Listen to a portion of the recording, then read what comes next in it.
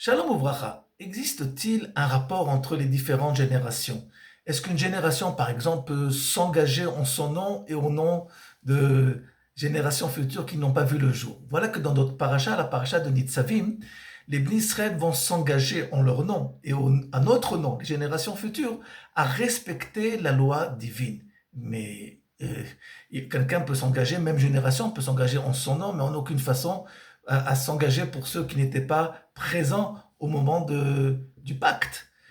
Et pour mieux comprendre, pour répondre à cette question, il faut essayer de comprendre quelle est la définition de la génération. Et pour comprendre cette définition, nous allons apporter un exemple parallèle qui est celle de la personne, de l'homme individuel. Lorsque chacun d'entre nous, à un certain âge, on s'engage vis-à-vis d'autrui, vis-à-vis de nos affaires, à certaines obligations, par exemple à 20 ans, que certains d'entre nous se sont mariés, se sont engagés vis-à-vis de leurs conjoints, et quand on fait du commerce, on s'engage vis-à-vis de nos clients, et ainsi de suite.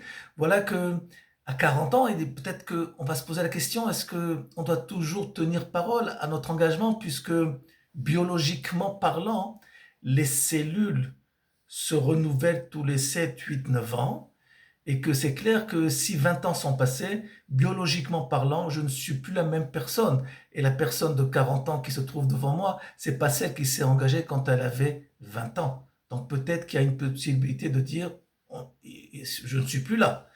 On comprend que même si cet argument peut avoir une logique de laboratoire, et au niveau du sérieux, elle est manquante.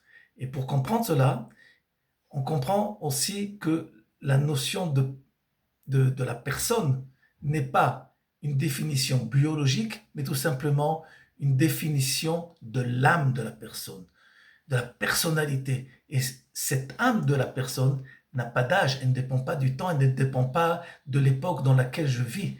Et elle englobe, elle accompagne tous les changements, même s'ils sont des changements biologiques, mais elle reste tout le temps la même. Et c'est elle qui s'engage.